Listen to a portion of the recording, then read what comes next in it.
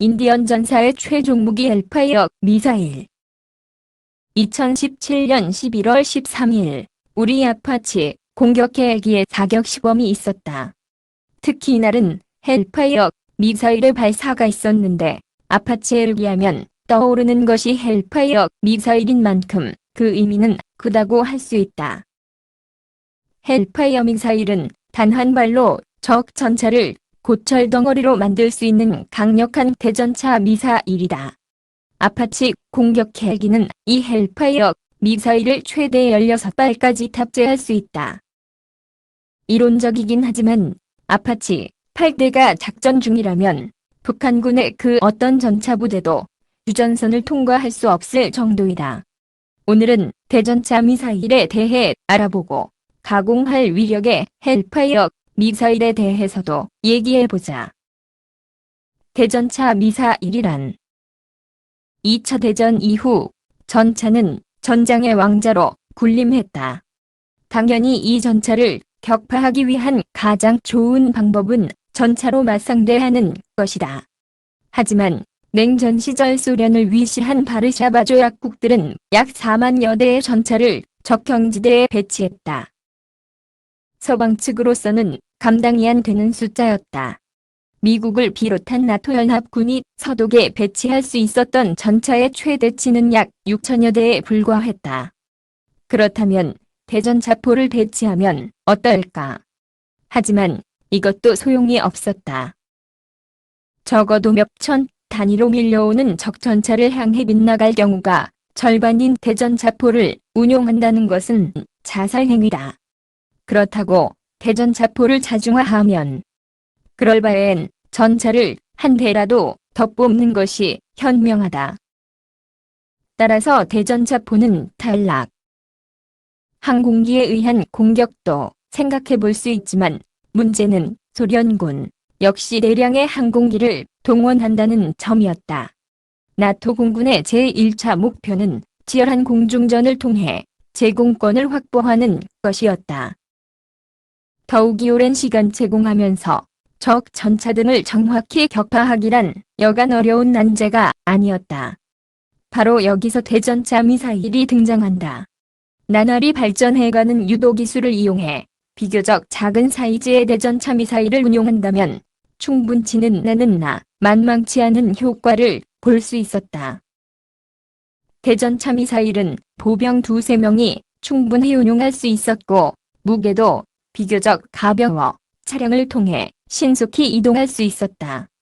그리고 곧 대전차 미사일은 여러 플랫폼에 적용된다. 그중 가장 혁신적인 아이디어는 헬기에 대전차 미사일을 탑재하는 것이었는데 고정익 항공기에 비해 정밀한 대전차 미사일 유도를 할 수 있었던 헬기는 대전차 미사일 플랫폼으로 가장 이상적이었다. 1960년 알제리 작전 당시 프랑스군은 세계 최초로 자국산 대전차 미사일을 알루에 헬기에 탑재해 사용했다. 이후 공격용 헬기와 대전차 미사일은 바늘과 실처럼 한 세트를 이루게 된다. 대전차 미사일의 세대별 분류. 그렇다면 이제 대전차 미사일을 세대별로 분류해보자. 1세대 대전차 미사일은 수동시선 지령 유도 매클러스 방식의 미사일을 뜻한다. 즉, 사수가 조준경을 통해서 목표물을 추적하면서 조종 장치를 조작해 미사일을 표적으로 유도하는 방식이다. 하지만 이 방식은 사수가 조준과 유도를 동시에 해야 하기 때문에 고도의 숙련도가 필요하고 명중률은 떨어지는 단점이 있었다. 대표적인 1세대 대전차 미사일로는 프랑스의 SS-10분의-11, 소련의 AT-3 등이 있다. 초기 공격 헬기와 대전차 미사일의 개발은 프랑스가 많이 진행했는데 알제리에서 게릴라 작전을 수행해야 했던 다급한 사정이 있었다.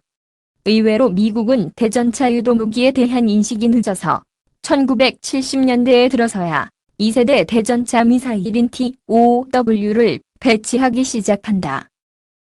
2세대 대전차 미사일은 1세대의 알고리즘을 그대로 따르지만 미사일 유도를 자동화한 방식이다.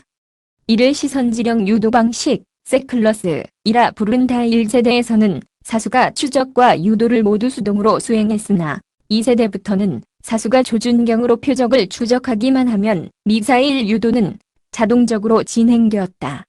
사수의 표적 추적과 컴퓨터 유도 방식을 결합한 이런 방식은 조준경만 열상조준경으로 바꾸면 주야간에 걸친 대전차 공격이 가능했다. 전천 후 대전차 미사일의 출현인 것이다. 하지만 여전히 만만치 않은 단점이 존재했다. 일단 데이터 전송을 위한 와이어 유도 방식이라 발사 후 유도용 와이어가 수목 등에 걸리는 일이 많았다. 또한 와이어를 끌고 날아가는 형태 자체가 미사일의 속도를 느리게 하기 때문에 발사 후 명중까지 시간이 오래 걸렸다. 더욱이 발사자와 조준자가 동일인이고 명중까지 같은 위치에서 조준을 하고 있어야 하기 때문에 발사 시의 로켓 화염과 명중까지의 소요 시간 때문에 사수의 생존성이 극히 떨어지는 결과가 나타났다. 이는 대전차 미사일 발사자를 찾는 교리와 탐지 수단이 발달되자 더더욱 감담할 현실이 된다. 2세대 대전차 미사일로는 미국의 TOW와 드래건, 소련의 AT-4와 메이티-3, 독일, 프랑스의 밀란 등이 있다. 줄처국방일보 이경원 기자. 3세대 대전차 미사일부터 헬파이어가 등장한다.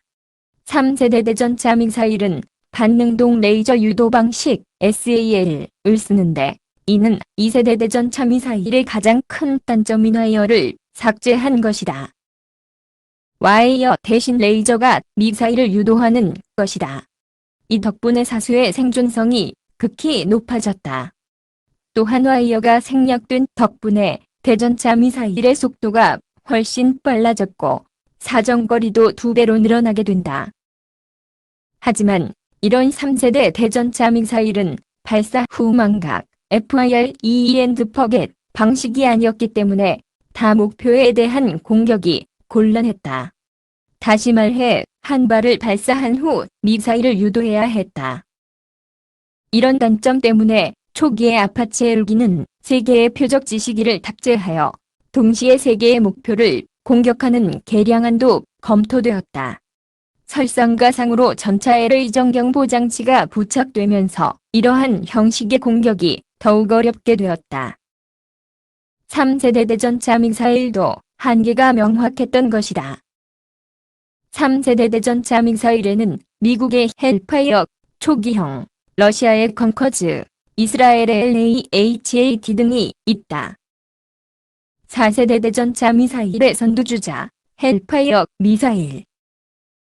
4세대 대전차 미사일 유도 방식은 발사 후 망각, 즉 미사일 자체가 탐색기를 가지고 있어 스스로 표적을 탐지해 유도하기 때문에 발사자는 미사일 발사 후 잊어버려도 망각된다. 다만 탐지 후에도 DADS, 타겟 데코지션 랜드 데지그네이션 시스템, 목표물 탐색 및 선정 시스템을 이용해 피아를 식별한 다음 발사해야 한다.